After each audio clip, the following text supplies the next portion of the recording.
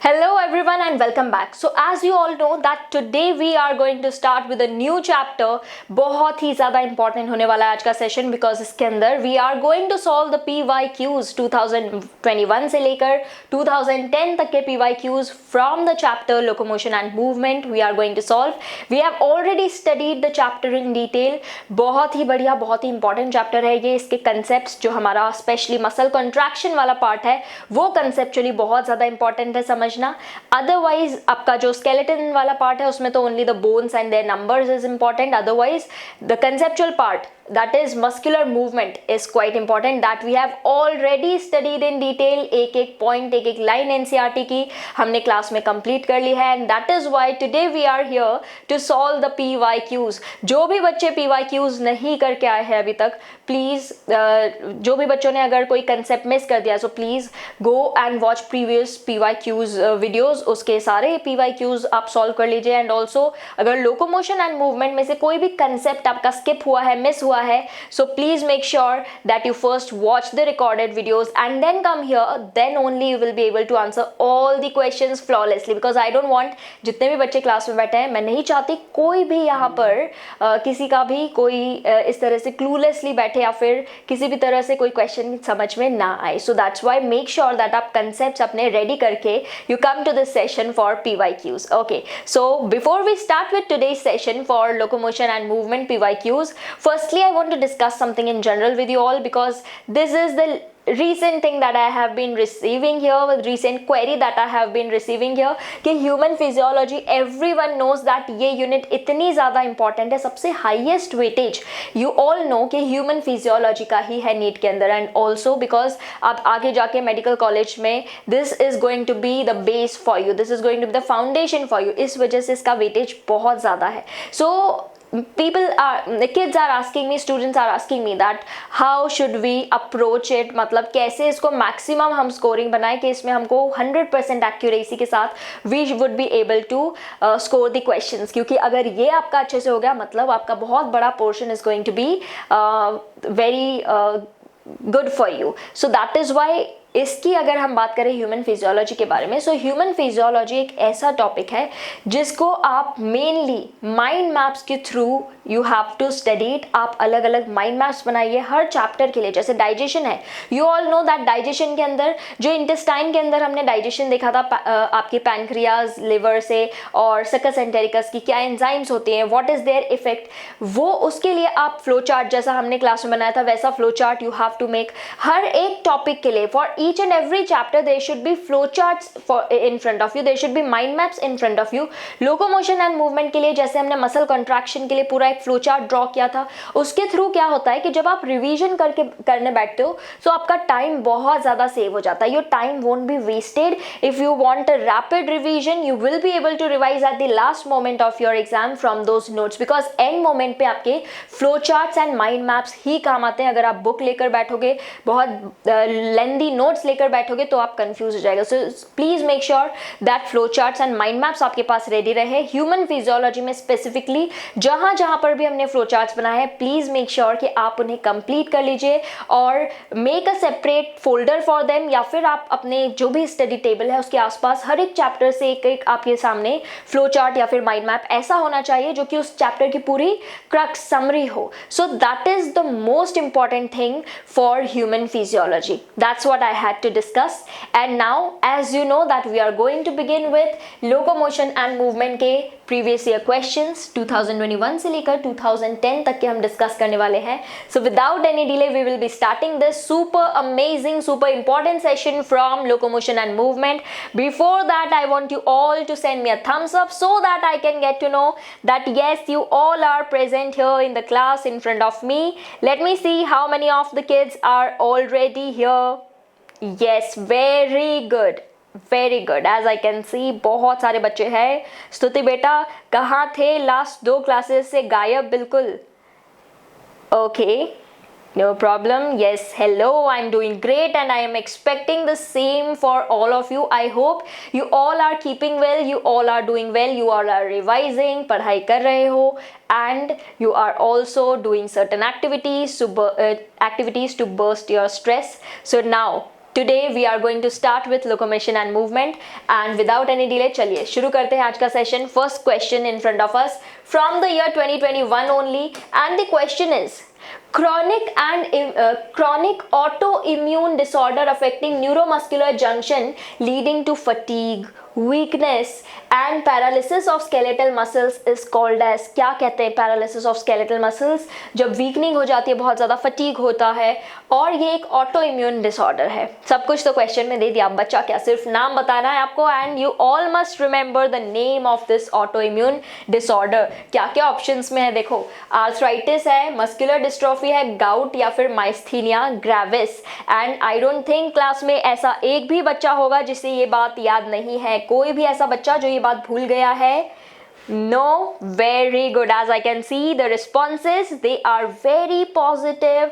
बहुत ही बढ़िया, बहुत ही जल्दी से इस क्वेश्चन का आंसर आ गया है. ये 5 सेकेंड से कम वाला क्वेश्चन है. Definitely for each question you know we get 10 seconds, but here certain questions are such कि आप उसको पढ़ते ही 5 सेकेंड के अंदर अंदर आंसर कर देंगे, और ये वैसा ही क्वेश्चन है. So we all know that autoimmune disorder जिसमें ये सब कुछ होता है, that is myasthenia gravis. Definitely बाकी तो कुछ भी स्पेसिफाई नहीं किया है.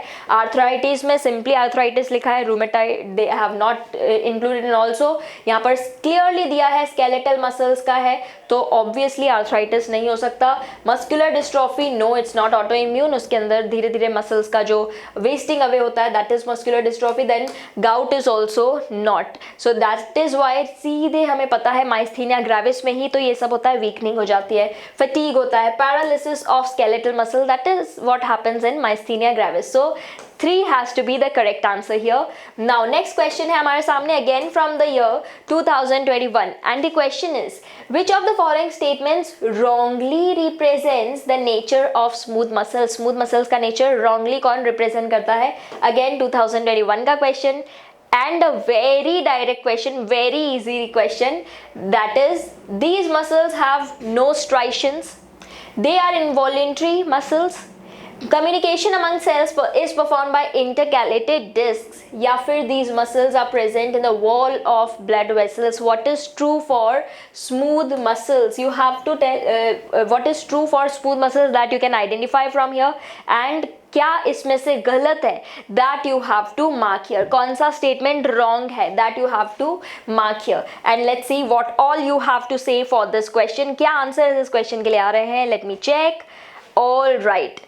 Definitely true, definitely. So as we all know कि यहाँ पर जब बात हो रही है रॉन्गली रिप्रेजेंट्स की, सो वी ऑल नो कि स्मूथ मसल्स के अंदर what is wrongly represented? Smooth muscles they do not communicate by intercalated discs, because we all have studied intercalated disc कहाँ होते हैं? कार्डियक मसल्स में, जबकि स्मूथ मसल्स में स्ट्राइशंस नहीं होते. सही है. इनवॉलेंट्री होते हैं, बिल्कुल सही है. And these muscles are present in the wall of blood vessels, that is also true. But these particular muscles, they do not communicate through intercalated discs. Intercalated discs तो अपनी cardiac muscles में होती है. So that's why C has to be the correct answer here. And now moving forward towards the next question in front of us, again from the year 2021, and you have to match list 1 with list 2. यहाँ पर क्या दिया है आपको? You have been given names of the bones, and यहाँ पर they have given you about them, their description, और आपको correct answer यहाँ से select करना है from these options which are given below. Options आपके सामने है, list 1 and list 2 आपके सामने है. Scapula, cranium, sternum, vertebral column, cartilaginous joints, flat bones, fibrous joints, या फिर triangular flat bone. Very very direct question. फिर से एक बिल्कुल डायरेक्ट क्वेश्चन हमारे सामने है.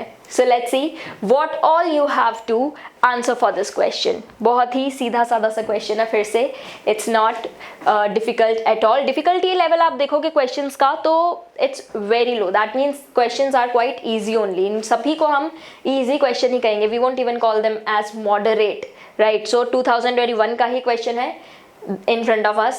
Let's see what all you have to answer for this particular question. क्या आंसर्स यहाँ पे रिसीव हो रहे हैं? That I can see. All right, बिल्कुल सही.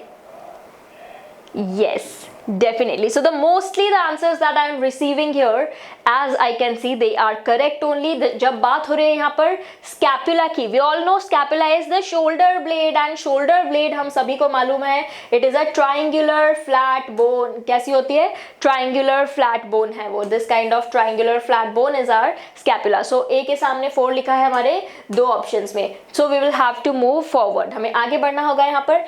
And then we can see cranium. Cranium we all know, cranium के बीच में किस टाइप के जॉइंट्स होते हैं? यहाँ पे क्या क्या है सामने हमारे? कार्टिलेजिनस जॉइंट, फ्लैट बोन या फिर fibrous joint. So we all know that cranium में there is presence of fibrous joints. Cranium के बीच में जो जॉइंट्स होते हैं बोन्स के, they are fibrous joints. So B के सामने हम 3 लिख देते हैं यहाँ पर, और I can write B over here. Then sternum. Sternum we all know again it's a flat bone. Sternum हमारी फ्लैट बोन है. So here I can write C. And then vertebral column. Vertebral column के बीच में cartilaginous joints होता है. This we have actually studied. So here I would write D. And इस तरह से हमारा answer will come out to be 3 is going to be our correct answer. No 3 से मैच हो रहा है कि 4 से मैच हो रहा है? आई थिंक क्रेनियम के आगे हमने लिखा है, we have written over here fibrous joints. Okay 3. Yes, so definitely our correct answer has to be 4 here. Okay 4 होगा हमारा correct answer, because here we can see B के सामने 3 हमारे 4th ऑप्शन में है. And then there is C के सामने हमने लिखा है 2, एंड देन 1 is written in front of us in D option. So that's why 4 has to be the correct answer. Absolutely सही आंसर है हमारा आंसर 4. So 4 को मार्क करके हम आगे बढ़ जाते हैं towards the next question. And the next question in front of us is 2020 का क्वेश्चन है. And what the question is all about, 2020 में पूछा गया क्वेश्चन. अगेन आपको कॉलम 1 एंड कॉलम 2 दिखा है. You have to select the correct option from here. यहाँ पर floating ribs, acromion process, scapula या फिर glenoid cavity is given. And here they have given you located between 2nd and 7th ribs, या फिर head of humerus, clavicle, then do not connect with the sternum. These are the things which are given over here. बहुत ही सीधा सा direct question है, and I hope you all will be able to answer this correctly over here again. बिल्कुल सीधा और direct question 2020 का आपके सामने है. And let's see what all you have to answer for this particular question. What I can see here is already answers are being received. बहुत ही बढ़िया बच्चों. Very good. The participation is quite good today and you are also responding correctly here. बहुत ही सही answers आप यहाँ पर दे रहे हैं. So now if we match these, so we all know कि अगर हम बात करते हैं floating ribs की, what is floating ribs? Floating ribs located between 2nd and 7th rib, no head of humerus, clavicle, do not connect with the sternum. We all know floating ribs वही होती हैं जो कि सामने से sternum से connected नहीं होती है, only पीछे vertebral column से ही connected होती है. So that's why 4 के सामने A लिख दिया, एंड एक ही ऑप्शन में 4 के सामने A है. So D has to be the right answer, but still we will match. That means acromion process की अगर बात होती है, सो एक्रोमियन प्रोसेस हमारा clavicle. Then scapula. Scapula we all know the position of scapula, it is located between 2nd and 7th ribs. That's true. And then glenoid cavity के अंदर आकर हमारा हेड ऑफ ह्यूमरस फिट होता है. That also we know. So that's why 2 के सामने लिख दिया D, and the correct answer comes out to be D only. So D हमारा सही आंसर है यहाँ पर. Now we should move towards the next question in front of us, and the next question is in front of our screen, and it is from 2019. What you have to do is you have to select the correct options. आपको यहाँ से correct option select करना है. And the statements in front of us are these. There are 7 pairs of vertebrosternal, 3 pairs of vertebrochondral, and 2 pairs of vertebral ribs. या फिर 8th, 9th and 10th pairs of ribs articulate directly with the sternum. या फिर 11th and 12th pairs of ribs are connected to the sternum with the help of hyaline cartilage.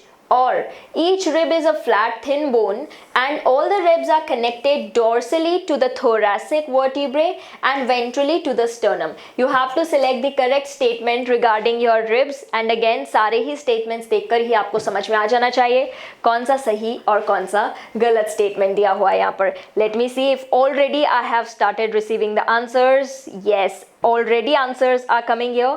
पहले से ही answers यहाँ पर बहुत सारे बच्चे भेज चुके हैं। ऑलवेज रिमेंबर बच्चों, भले ही आप बहुत ही अच्छे से रिस्पॉन्ड कर रहे हो, that is really appreciable that you are responding very fast, but still remember one thing that you have to read up to answer D.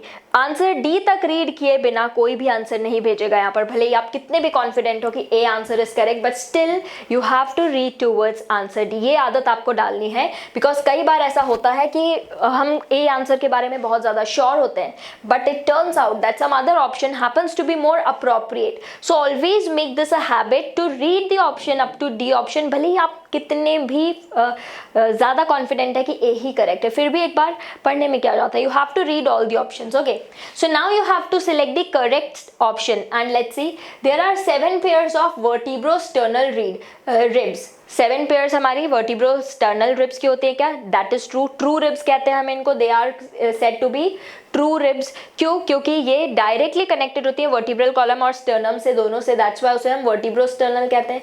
Then 3 pairs होते हैं वर्टिब्रोकॉन्ड्रल रिब्स के, दैट इज ऑल्सो ट्रू। वर्टिब्रोकॉन्ड्रल क्यों कहते हैं? Because ये वाली जो ribs हैं ये पीछे डॉर्सल साइड पे वर्टिब्रल कॉलम और सामने से आके आपके कार्टिलेज के through they join towards the sternum, so that's why ये भी सही है। and 2 pairs of vertebral ribs, that means ये सिर्फ vertebral column से attached होती हैं, इन्हें हम floating ribs भी कह सकते हैं। so this is again true, ये स्टेटमेंट बिल्कुल करेक्ट है यहाँ पर। So that's why A has to be our answer. हम आंसर ए को यहाँ पर सिलेक्ट करेंगे एज आवर आंसर। बाकी के आप देखोगे रिप्स के बारे में, सो तो बाकी सब में कुछ कुछ एरर है स्टेटमेंट्स में। So A has to be the right answer and that is why इतना जल्दी आंसर यहाँ पर रिसीव हुआ था। लेकिन आपको ये बात याद रखनी है कि हमेशा डी ऑप्शन तक पढ़ के ही आंसर सेंड करने हैं। Then coming to the next question in front of us from the year 2019, अगेन फिर से 2019 का क्वेश्चन है and this question is about joints. Joints के बारे में आपसे क्वेश्चन पूछा गया है and what you have to tell here is gliding joint, hinge joint, pivot joint, saddle joint कहाँ पर प्रेजेंट होते हैं, इनकी लोकेशंस आपको बतानी है। फिर से डायरेक्ट क्वेश्चन, बिकॉज ये जो चैप्टर है इससे एक्चुअल में questions are going to be like this only. Conceptual अगर आया भी तो सिर्फ मसल कॉन्ट्रैक्शन वाला पार्ट है कंसेप्चुअल, बाकी तो पूरा पोर्शन जो है वो थियोरेटिकल ही है इस चैप्टर में, as you already know. So you have to select the right answer now from this. You have to match the position of each joint and the options are given in front of you. So let's see if you have already given the answer. Gliding joint कहाँ होता है, pivot joint कहाँ होता है, very very important everything over here. The joints वाला portion बहुत ही important है, हमने उस टाइम पर भी ये discussion किया था। that joints वाला जितना portion है आपका, that is something that you should again make a table या फिर flow chart आपको बना के रखना है सारे joints के बारे में।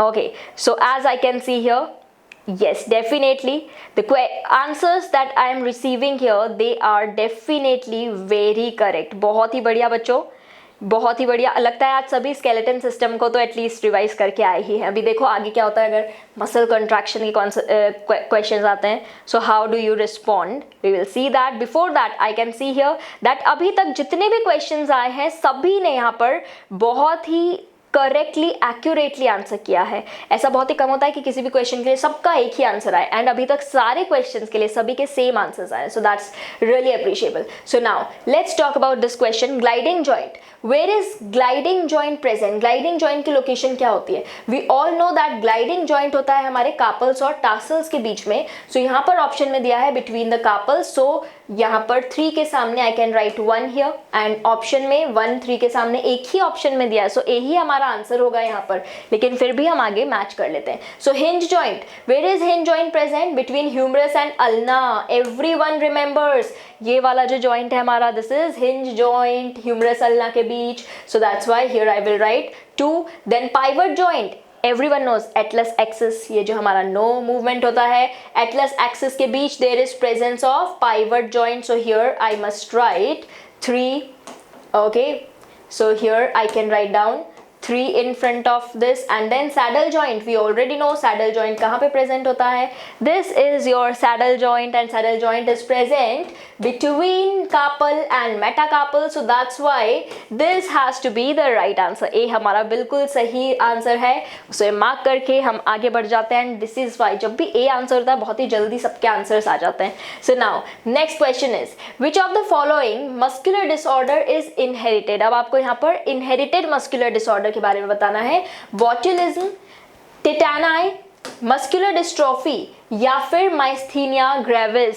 Now this you have to tell which of the following is inherited muscular disorder. इसके पहले एक ऑटो इम्यून मस्कुलर डिसऑर्डर के बारे में आपसे पूछा गया था, अब आपसे पूछा है इनहेरिटेड कौन सा होता है इसमें से. सो let's see who all remember. Again a direct question. अभी तक जितने भी क्वेश्चंस आ रहे हैं बच्चों, आपको ये बात तो समझ में आ रही होगी कि questions they are quite direct. कोई भी क्वेश्चन ऐसा नहीं आया अभी तक कि जो इनडायरेक्ट क्वेश्चन हो. Yes, yes or no? Yes, definitely yes. So now as we can see here, very good. सभी ने बिल्कुल एक ही मत में अभी तक एक ही आंसर दिया है. अभी तक कोई भी अलग अलग आंसर्स नहीं आए हैं. Definitely true. So here we can see that अगर आपसे बात चल रही है इनहेरिटेड मस्कुलर डिसऑर्डर की, सो इनहेरिटेड मस्कुलर डिसऑर्डर क्या होता है? माइस्थीनिया ग्रेविस तो अभी हमने डिस्कस किया था, it's not inherited. Tetany is also not inherited. Even botulism भी इनहेरिटेड नहीं होता है. लेकिन muscular dystrophy is such a disorder which is inherited. That's why muscular disorder dystrophy, जितने भी बच्चों ने कहा muscular dystrophy, it's absolutely correct. ऐसे शाबाशी दे दो खुद को. एंड अगले क्वेश्चन पे आ जाओ. अगला क्वेश्चन है आपके सामने.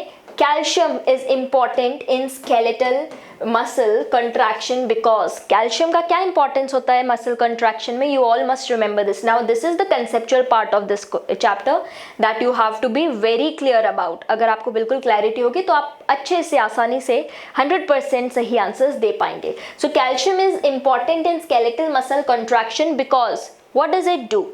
It binds to troponin to remove the masking of active sites of actin for myosin.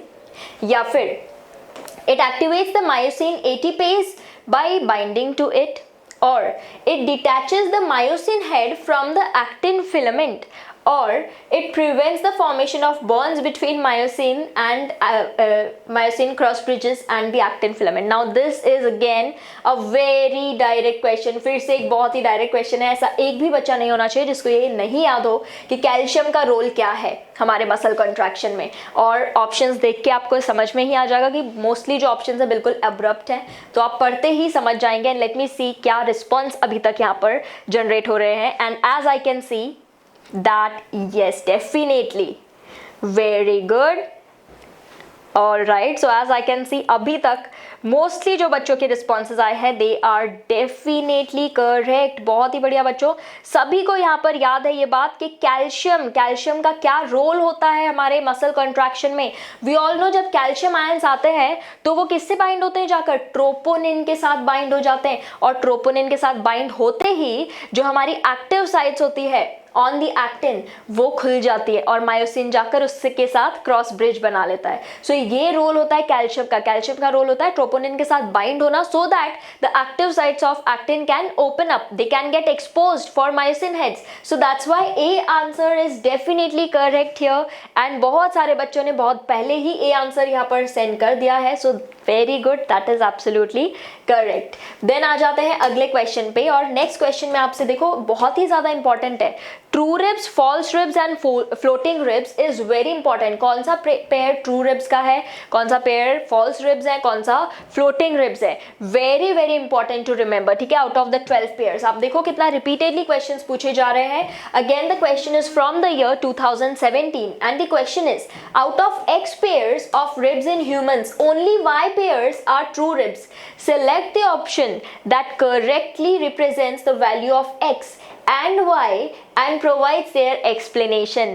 बहुत ही आसान क्वेश्चन है. अगर आपको ये याद है कितने ट्रू रिब्स हैं, कितने फॉल्स रिब्स हैं, कितने फ्लोटिंग रिब्स हैं, जैसा कि हमने ऑलरेडी पढ़ रखा है, तो you will be able to answer this very easily. बहुत ही जल्दी से आप 5 सेकेंड के अंदर इसको मार्क करके आगे बढ़ सकते हैं और 4 मार्क्स आपको नीट में मिल सकते हैं अगर इस तरह के क्वेश्चन आते हैं तो.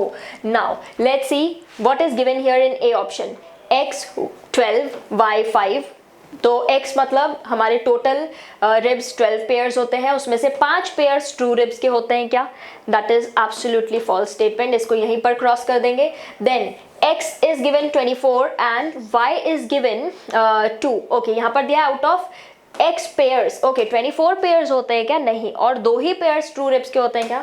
ये भी यहीं पर कैंसिल हो गया। देन नेक्स्ट में फिर से 24 और 12 दिया हुआ है, no that is not true, x is not 24, x तो 12 पेयर्स ही होगा ना, यहाँ पर पेयर्स की बात चल रही है, सो ये भी रॉन्ग है। Then after that D option, obviously D option ही बचा है हमारे सामने, D has to be the answer. पहले तो इसको मार्क कर देते हैं, फिर पढ़ते हैं क्या दिया है।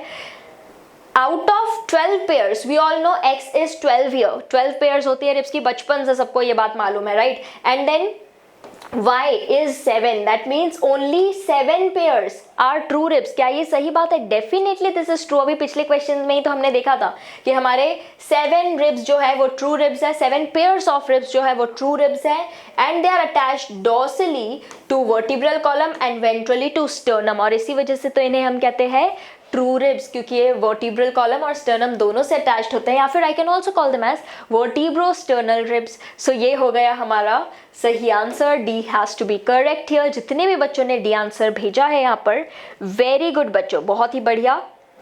Okay, so ma'am can you send the flow charts and mind maps? Mind maps और फ्लो चार्ट्स तो बच्चों हमने क्लास में ही ड्रॉ किए हैं, we have already prepared them in the class itself. Classroom में हमने बनाया, और मैंने आपको बहुत सारे फ्लो चार्ट्स बनाने के लिए होमवर्क भी I keep giving to you. So आपको वो खुद से प्रिपेयर करने हैं, you have to prepare the flow charts by yourself. Class में जो हम ड्रॉ करते हैं वैसे के वैसे फ्लो चार्ट्स आपको घर पे खुद से रिविजन करके you have to make them, so that आपके माइंड में वो इम्प्रिंट हो जाए। This is the purpose of making those flow charts, so you have to prepare them by yourself. Okay, then आते हैं अगले क्वेश्चन पे। फ्रॉम द ईयर 2017 ये क्वेश्चन पूछा गया है, the pivot joint between Atlas axis is a type of, कैसा joint है पाइवट जॉइंट? 2017 का क्वेश्चन है, कार्टिलेजिनस, साइनोवियल, सैडल या फिर फाइब्रस जॉइंट। अब बताओ, इतना आसान क्वेश्चन, इसको तो आप 2 सेकेंड में ही आंसर कर सकते हो। Can answer this question with in 2 seconds, and today that is why I am getting here कि आंसर्स जो आ रहे हैं बहुत ही फास्ट स्पीड से आ रहे हैं आपके भी, and also mostly the answers that you are sending are absolutely correct answers. ऐसा नहीं है कि कई बार मिक्स्ड आंसर्स आते हैं कई क्वेश्चंस के लिए, बट आज ऐसा नहीं हो रहा है। Mostly the answers that I am receiving they are definitely true.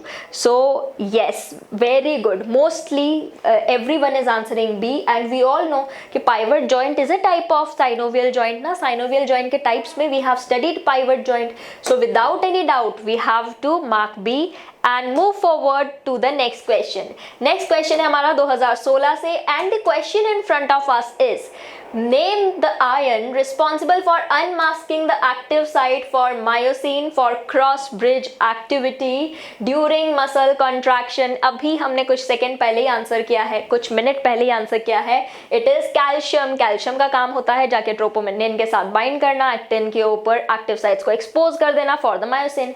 ये तो अभी हमने डिस्कस किया था। So can I mark this and move forward? Yes, everyone can agree?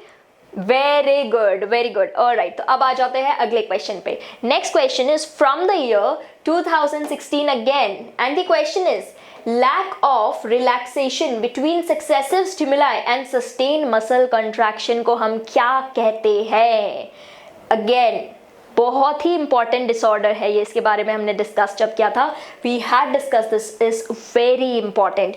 टिटैनस, tonus, spasm या फिर फटीग। लैक ऑफ रिलैक्सेशन जब हो जाता है between successful stimuli and sustained muscle contraction, what do we call it? Spasm या फिर टोनस, fatigue या फिर tetanus? It's a very direct question, so we all know that tetanus has to be the right answer. Yes, everyone can agree with this because बहुत ही direct question है, इसलिए I'm just directly going to mark this। सभी इससे agree कर सकते हैं? Yes, yes, all right, very good। so चलिए, we all know that tetanus is the thing in which this happens, so that's why A को हम mark कर देते हैं और बढ़ जाते हैं अगले question पे। and the next question in front of your screen is from the year 2016 once again, and the question is osteoporosis, an age-related disease of skeletal system may occur due to, किसकी वजह से osteoporosis हो सकता है? Immune disorder affecting neuromuscular junction leading to fatigue, high concentration of calcium, sodium, decreased level of estrogen या फिर accumulation of uric acid leading to inflammation of joints? बहुत ही सीधा सीधा क्वेश्चन है। ऑस्टियोपोरोसिस हम सभी को पता है क्या होती है ऑस्टियोपोरोसिस की कंडीशन। ऑस्टियोपोरोसिस में क्या होता है? एवरीवन रिमेंबर्स, बोन डेंसिटी कम हो जाती है, the bones become porous and very weak. Why does that happen? Age related disorder है, किसकी वजह से हो सकता है इसमें से? और आप ऑप्शंस पढ़ के ही समझ जाओगे कि बाकी जितने भी ऑप्शंस हैं दे आर वेरी एब्रप्ट। एक ही ऑप्शन यहाँ पर बिल्कुल सही है and that I am already receiving in the answers and that's very appreciable. Already मुझे आंसर यहाँ पर आ रहे हैं, आई am receiving the answers and definitely this is definitely true. बिल्कुल सही है, आपने जितने भी बच्चों ने यहाँ पर सी आंसर दिया है, very good. We all know osteoporosis. Osteoporosis की कंडीशन क्या ये एक मसल्स या फिर न्यूरोमस्कुलर जंक्शन का डिसऑर्डर है क्या osteoporosis? No. High concentration of calcium sodium की वजह से होगा क्या? नहीं। Accumulation of uric acid? नहीं, ये तो गाउट के बारे में बात कर रहे हैं। Then decrease level of estrogen, is that true? Definitely. Women के अंदर स्पेशली मीनोपॉज की एज तक जब वो पहुंचती है तो जो ईस्ट्रोजन का लेवल है वो बहुत डिक्रीज हो जाता है and that is why osteoporosis की प्रॉब्लम उस टाइम पर होती है। So that's why C has to be the correct answer here. यहाँ पर सी ही हमारा सही आंसर है। That we will mark here and move towards the next question that is from the year 2015 and the question is which of the following is not a function of skeletal system? Not a function of skeletal system आपसे पूछा है and the options are production of body heat, skeletal system, okay, locomotion, production of erythrocytes, storage of minerals. अब ये तो एक ऐसा question है जो कि यहाँ पर एक छोटी क्लास का बच्चा भी आंसर कर सकता है, राइट? एक 6th-7th क्लास का बच्चा भी इसको आंसर कर सकता है। इस टाइप का क्वेश्चन है ये। Not a function of skeletal system यहाँ से आपसे पूछ लिया है and as I can see, very good. 5 second के अंदर अंदर बहुत सारे answers I have already received and the answers are also definitely true because question ही ऐसा है, everyone knows skeletal system के बारे में अगर पूछ रहे हैं, locomotion definitely उसका काम है, erythrocytes they are formed by our bones, हमारी bone marrow में, then storage of minerals तो obviously हमारी bones में होता ही है। क्या नहीं होता है? तो हमारा जो skeletal system है body heat का production नहीं करता है। So that's why A has to be the correct answer here and we have marked it and moving towards the next question in front of us from the year 2015 again and the question is which of the following joints would allow no movement? बिल्कुल भी movement कौन नहीं करवाएगा? immovable joints को हम क्या कहते हैं? साइनोवियल जॉइंट कहते हैं क्या? बॉल एंड सॉकेट कहते हैं, फाइब्रस कहते हैं या फिर कार्टिलेजिनस जॉइंट्स कहते हैं? What should be the right answer here? Totally बिल्कुल मूवमेंट कौन अलाउ नहीं करता है? That you have to answer here and I hope you all can answer this within 5 seconds. अब बहुत सारे क्वेश्चंस ऐसे आ रहे हैं जो कि 5 सेकेंड से कम वाले हैं and I hope you all will be able to answer these questions. सभी ये क्वेश्चंस को बहुत ही जल्दी आंसर करके आगे बढ़ जाएंगे अगर इस टाइप के क्वेश्चंस आते हैं आपके सामने।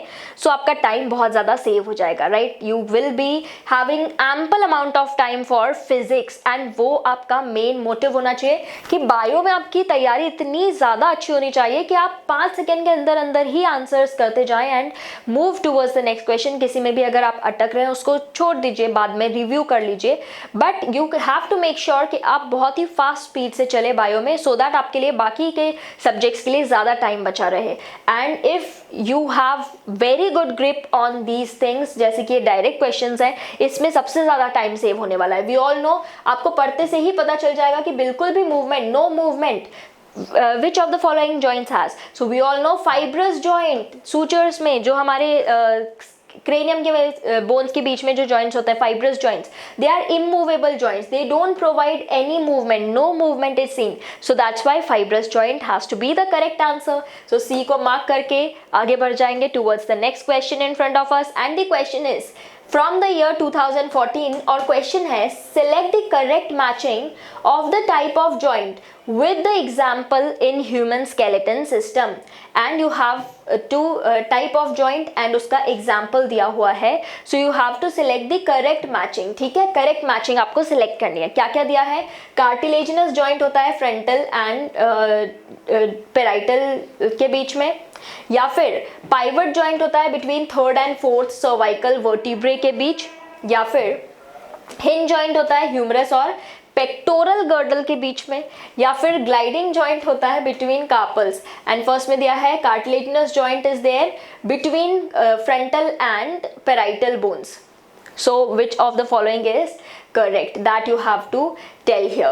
So आपको correct matching बतानी है और आपको देख के ही समझ में आ जाएगा कि कितने ज़्यादा abrupt options यहाँ पे दिए हैं। बहुत ही ज़्यादा abrupt options are given here and that is why I am expecting all of you should be giving the right answer here for this particular question. इस question के लिए I am expecting mostly सभी सही answer देंगे and as I can see, yes, that's true definitely. We all know कि यहाँ पर if they are talking about frontal and parietal bones, हमारे अभी हमने डिस्कस किया क्रेनियम के बीच में तो फाइब्रस जॉइंट्स होते हैं, यहाँ कार्टिलेजस जिनस लिखा है, ये रॉन्ग है। पाइवट जॉइंट थर्ड और fourth cervical vertebrae no, first second के बीच में होता है। देन हिंज जॉइंट ह्यूमरस और पेक्टोरल गर्डल के बीच में, is there hinge joint there? No, not at all, there is not hinge joint, यहाँ पर होता है ball and socket. So gliding joint, is it present between carpals? Right now we had discuss carpals और tarsals के बीच में there is presence of gliding joints and that is definitely correct. So D has to be the right answer here and we have marked D and moving forward towards the next question in front of us from the year 2014 again. And the question is, stimulation of a muscle fiber by motor neuron occurs at, जो muscle fiber का stimulation होता है by a motor neuron, it occurs at, कहाँ पे होता है? Neuromuscular junction, transverse tubules, myofibril या फिर sarcoplasmic reticulum. Where does this happen? Again very easy question, 2014 से ये क्वेश्चन है and let's see what all you have to answer. Already कितने आंसर्स रिसीव हो गए हैं? Let me see. Okay, definitely yes, definitely the answers that I am receiving here mostly they are correct only, और correct तो होना ही है because सीधा सा question पूछा गया है आपसे कि जो मसल फाइबर का स्टिमुलेशन होता है किसी भी मोटर न्यूरॉन के थ्रू, वो कहाँ पर होता है। एंड सभी को ये बात इस तरह से याद होनी चाहिए that it happens at the neuromuscular junction. Obviously neuromuscular junction पर ही ये काम होता है। So A has to be the right answer here and we will mark A. Alright, so the next question is in front of us from the year 2013 and the question is the H zone in the skeletal muscle fiber is due to H zone क्यों होता है हमारे skeletal muscle fibers में, and the reasons are given here. The central gap between actin filaments extending through myosin filaments in the A band, या फिर extension of myosin filaments in the central portion of A band, or the absence of myofibrils in the central portion of the A band, या फिर the central gap between myosin filaments in the A band. These are the options in front of you and you have to tell about H zone, Hansen's zone. Everyone must remember how is that Hansen's zone formed, किस particular portion को हम कहते हैं Hansen's zone. I hope you all remember the structure of a myofibril which is very very important. skeletal muscle में हमने पढ़ा है ये and it's very important to remember it. So H zone क्या होता है? I hope everyone remembers it. Let me see who all are here already answering correctly. Yes, very good बच्चे, absolutely आपका आंसर करेक्ट है. I can see everyone's response and as I already tell you that मैं हमेशा सभी के response देखती हूँ, कौन कहाँ पर कैसे रिस्पॉन्ड कर रहा है, कौन बीच बीच में गायब हो रहा है. I actually get to know each and everything, so don't you worry about it. And as I can see, yes, definitely the answers that I have received mostly they are correct. H zone सभी को याद है. H zone क्या होता है? H zone बीच में यहाँ पर it is the central gap between the actin filaments. actin जहाँ पर absent होता है, it is not there. It is a gap between actin filaments which extends through myosin filaments in the A band. That is definitely correct statement और इसीलिए A हमारा answer होना चाहिए. That's why I think बहुत ही जल्दी बच्चों ने आंसर किया है. So A has to be the correct answer here. Then coming towards the next question and the question again from the year 2013. 2013 का question आपके सामने. Select the correct statement with respect to locomotion in humans. आपको humans के respect में locomotion के respect में correct statement बताना है and the options are given. Vertebral column has 10 thoracic vertebrae, या फिर the joint between adjacent vertebrae is a fibrous joint, or A decreased level of progesterone causes osteoporosis in old people, या फिर accumulation of uric acid crystals in joints causes their inflammation. क्या सही statement है इसमें से? That you have to tell here. Okay, and let me see what all you have to answer over here. क्या answers आप यहाँ पर दे रहे हैं? आपको बताना है यहाँ पर correct statement, आपको सही statement बताना है regarding the locomotion in humans, and these statements are in front of you. आपको statement देख के ही समझ में आ जाएगा कि statements कितने ज़्यादा abrupt हैं, और सही statement पहचानने में I don't think आपको ज़्यादा time यहाँ पर लगना चाहिए. And as I can see here already, yes, the answers that I am receiving here, they are definitely correct. Mostly जो answers है यहाँ पर that I have received, they are till now they are definitely correct, because ये बहुत ही सीधा सा, बहुत ही आसान सा, डायरेक्ट सा क्वेश्चन है. I was not expecting कोई भी इसको गलत आंसर करे. So we know that correct statement with respect to locomotion in humans, what that should be, 10 thoracic vertebrae होते हैं क्या हमारे पास? नहीं, बच्चे को पता है कि हमारे पास 12 thoracic vertebrae हैं. Then the joint between adjacent vertebrae is a fibrous joint. क्या हमारे adjacent vertebrae के बीच में fibrous है? No. Cartilaginous joint. Then a decreased level of progesterone, अभी हमने कुछ देर पहले बताया था estrogen के decrease की वजह से osteoporosis होता है. Then accumulation of uric acid crystals, क्या इसकी वजह से inflammation हो जाता है joints का? Definitely true, जिसे हम gout कहते हैं वो यही तो होता है. That is D is the right answer here. तो D को हम मार्क करके बढ़ जाते हैं अगले क्वेश्चन की तरफ, जो कि हमसे पूछा गया है 2012 में. And the question is, select the correct statement regarding the specific disorder of muscular and skeletal system. Okay, and the options are in front of you. Muscular dystrophy, ये एक age related shortening of muscles होता है. Osteoporosis, decrease in bone mass and higher chances of fractures due to advancing age. Myasthenia gravis, autoimmune disorder जिसकी वजह से inhibition of myosin filaments हो जाता है, their movement is inhibited. या फिर gout, inflammation of joints due to extra deposition of calcium. You have to select the correct statement regarding the specific disorder of muscular and skeletal system. Okay, so the options are given in front of you, and you have to select the correct statement out of these, and let's see what all you have to answer for this. क्या answers यहाँ पर receive हो रहे हैं? Let me check. You have to see, you have to tell the correct statement. Correct statement आपको बताना है यहाँ. So let's see what all answers you have to give for this particular question. Okay. All right. So correct statement बच्चों, हाँ correct statement. ध्यान से हमेशा correct incorrect को पढ़ लिया करो. Correct incorrect always read here very carefully. सबसे पहले इसीलिए मैं उसी को हाईलाइट करती हूँ. करेक्ट पूछा है कि इनकरेक्ट पूछा है, I always highlight this thing in front of you. Okay, so let's see what all you have to answer. क्या आंसर्स यहाँ पर रिसीव हो रहे हैं? Let us see. Definitely yes. So as we can see here that the options answers that I am receiving here, they are definitely mostly answers correct ही है. and we can see here first option में क्या दिया हुआ है? muscular disorder, muscular dystrophy. Muscular dystrophy की जब बात होती है, तो यहाँ पर बहुत कुछ एक बच्चों ने, वैसे तो मोस्टली बच्चों ने यहाँ पर सही आंसर ही किया है, मोस्टली बच्चों ने यहाँ पर बिल्कुल करेक्ट आंसर भेजा है, लेकिन कुछ एक बच्चों ने थोड़े गलत आंसर्स भी भेजे. तो जब भी आपका आंसर गलत होगा, so you have to make sure that you read and you understand why your answer was wrong. आपका आंसर यहाँ पर क्यों गलत है, that you have to understand. Okay, so yes, यहाँ पर आपको फर्स्ट ऑप्शन में दिया है कि मस्कुलर डिस्ट्रॉफी के अंदर age related shortening of muscles होता है. Is it age related shortening of muscles? Muscular dystrophy, it is actually progressive degradation और wasting away of muscles because of certain proteins as well. So A जो option है वो हमारा correct नहीं है। Then osteoporosis, इसमें क्या होता है? Decrease in bone mass and higher chances of fractures with advancing age. Is that true? Definitely osteoporosis में यही होता है, that we had discussed before also. Then C option में माइस्थीनिया ग्रेविस, ये एक ऑटो इम्यून डिसऑर्डर होता है क्या, जिसके अंदर क्या मायोसिन फिलामेंट्स की स्लाइडिंग इनहिबिट हो जाती है? मायोसिन फिलामेंट्स जो होते हैं क्या वो स्लाइड करते भी हैं?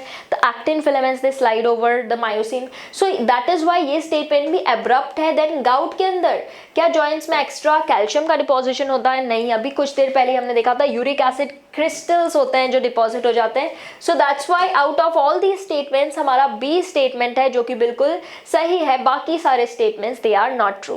Then next question is from the year 2011 and the question is the type of muscle present in our heart is involuntary and unstriated smooth muscle, intestine striated and involuntary, thigh striated and voluntary, या फिर upper arm smooth muscle and fusiform in shape. आप पढ़ के ही समझ जाएंगे कि किस जगह पर कौन सी मसल होती है। Which statement has to be true regarding your type of muscle in your body. So I hope you all must be able to answer this question. बहुत ही सीधा सा डायरेक्ट सा क्वेश्चन है। आई एम नॉट एक्सपेक्टिंग कि कोई भी बच्चा इसका गलत आंसर यहाँ पर सेंड करेगा। And as I can see already answers receive हो चुके हैं। The answers I am receiving here and definitely they are correct ही है आंसर्स। मोस्टली बच्चों के answers they are absolutely correct and as I can see that muscles which are present in our heart के अंदर involuntary होते हैं, लेकिन क्या वो unstriated smooth होती है? No, they are cardiac muscles and also उसमें striations होते हैं, so ये गलत है। intestine में striated muscles और involuntary, striated नहीं होती है intestine में, unstriated smooth muscles होती है, that's also wrong। thigh में striated and voluntary, definitely हमारी thighs में there will be striated and voluntary muscles, so C has to be correct statement here। then upper arm में smooth muscles and fusiform in shape, upper arm में भी voluntary और skeletal muscles ही होंगी, so that's why D is also not correct। then coming towards the next question in front of us and the question is from the year 2011 again and क्या पूछा गया है आपसे? 3 out of the following pairs of human skeletal parts are correctly matched with their respective inclusive skeletal category and one pair is not matched correctly। identify the non matching part। आपको non matching part यहाँ पर identify करना है। options में दिया है sternum and ribs axial skeleton, clavicle and glenoid cavity pelvic girdle, humerus and ulna appendicular skeleton, malleus and stapes are ear ossicles and what you have to select बच्चों, आपको यहाँ पर से you have to select the non matching pair। non matching pair कौन है इनमें से? and I hope you all will understand very quickly। सभी इसका आंसर जल्दी से यहाँ पर सेंड कर दीजिए। let me see what all you have to answer for this easy question। बहुत ही आसान क्वेश्चन है हमारे सामने। Alright, so as I can see, mostly the answers I have received are definitely correct। बिल्कुल सही। So यहाँ पर हम बात कर रहे हैं आपके non matching pair की। non matching pair कौन सा है इनमें से और कौन से बाकी के correct हैं? That we will see here। So 3 are correct, 1 has to be non matching। So sternum and ribs, क्या ये हमारे axial skeleton में आते हैं? Obviously they are the part of axial skeleton। clavicle and glenoid cavity, pelvic girdle, क्या ये हमारे pelvic girdle के पार्ट्स है? नो, पेक्टोरल गर्डल के पार्ट्स है ये। सो दैट्स व्हाई हमारा बी ऑप्शन जो दिया है यहाँ पर that is wrong actually, that is non matching. बाकी आपका ह्यूमरस और अल्ना डेफिनेटली अपेंडिकुलर स्केलेटन में आता है, मैलियस स्टेपीज ये ऑसिकल्स होते हैं। So that's why B has to be the wrong incorrect. ये पेक्टोरल गर्डल है जबकि पेल्विक गर्डल लिखा है यहाँ पे। सो दैट्स व्हाई बी को हम सिलेक्ट करके बढ़ जाते हैं आगे। जितने भी बच्चों ने बहुत ही जल्दी से बी आंसर किया था, very good, very appreciable. Now coming to the next question and the question is from the year 2010 again और question में आपसे क्या पूछा गया है? which one of the following is the correct description of a certain part of a normal human skeleton? क्या पूछा आपसे? which of the following is the correct description of a certain part of normal human skeleton? correct description, okay? parietal bone and temporal bone of skull are joined by fibrous joint। then first vertebrae is axis which articulates with occipital condyles, that you have to tell here। then the 9th and 10th pairs of ribs are called as floating ribs, क्या 9th और 10th pair को हम floating ribs कहते हैं, या फिर glenoid cavity is a depression to which the thigh bone articulates, thigh bone articulate करती है इसको. These are the options given in front of you and again I think that आप पढ़ के ही बिल्कुल आसानी से यहाँ पर समझ जाएंगे that which of these is actually wrong. इनमें से कौन सा स्टेटमेंट wrong है, कौन सा स्टेटमेंट correct है, that you have to tell here. Okay, so now let us see here what all you have to answer for this question. इस particular question के लिए क्या आंसर्स आ रहे हैं. आई एक्सपेक्ट कि इसके लिए बिल्कुल सारे ही बच्चे एक ही तरह से करेक्ट आंसर्स भेजेंगे, किसी को कोई भी कंफ्यूजन इसके अंदर आई डोंट थिंक कि होनी चाहिए. Let us see what all answers you are giving here. All right, so as I can see हमेशा मेरी एक्सपेक्टेशन के अपोजिट ही होता है, जिसमें मैं सोचती हूँ कि ये तो बिल्कुल इसमें कोई डाउट ही नहीं होना चाहिए, वो हमेशा मोस्टली कुछ बच्चे गलत सेंड करते हैं. And as I can see that यहाँ पर भी कुछ एक बच्चों ने यहाँ पर गलत आंसर सेंड किए हैं, जबकि आई वॉज एक्सपेक्टिंग कि बहुत ही डायरेक्ट सीधे सीधे स्टेटमेंट्स हैं. आई वॉज नॉट एक्सपेक्टिंग किसी को भी कोई इसमें कन्फ्यूजन होना चाहिए था. But some students they are getting confused, कुछ बीच में गलत आंसर्स यहाँ पर आ रहे हैं. Okay, so no problem for that, कोई बात नहीं. But actually as I can see here that some students are getting confused. So चलिए statement हम पढ़ ही लेते हैं. What is given here? Parietal bone and temporal bone of your skull, they are joined by fibrous joint. क्या ये statement correct है? बिल्कुल definitely ये statement तो हमारा correct है. A is the correct statement here. A he correct statement है, तो A हमने mark कर दिया यहाँ पर. लेकिन अब B में क्या confusion है? First vertebrae axis होती है, that is true. And it articulates with the occipital condyles. क्या ये ऑसिपिटल कॉन्डाइल्स के साथ आर्टिकुलेट करते हैं? You all know that axis और एटलस एक दूसरे के साथ पाइवट जॉइंट फॉर्म करते हैं इस तरह से, and axis is not the one जो कि डायरेक्ट आपके कॉन्डाइल्स के साथ अटैच होती है, right? So that's why B is actually incorrect statement यहाँ पर. देन 9th और 10th पेयर्स ऑफ रिब्स को हम फ्लोटिंग रिब्स थोड़ी कहते हैं, last 2 pairs are the floating ribs. So that's why ये भी स्टेटमेंट बिल्कुल गलत है. Then glenoid cavity, it is a depression जिसमें थाई बोन आर्टिकुलेट करती है. No, that is acetabulum. Glenoid के अंदर तो हमारी ह्यूमरस आर्टिकुलेट करती है. So that's why A has to be the correct answer. बिल्कुल डायरेक्ट क्वेश्चन था, ये सीधे सीधे स्टेटमेंट्स थे. And here we have completed all the questions from locomotion and movement from the year 2021 up two year 2010. And I hope कि आप इसको revise करते रहेंगे. जो भी आप लोगों को डाउट्स है that you have to make sure that you clear them. Flow charts, mind maps ही की है human physiology के लिए, that you have to complete. And we will meet in the next class with some new chapter and its PYQs. Till then you have to stay tuned, take care of yourselves, and bye everyone.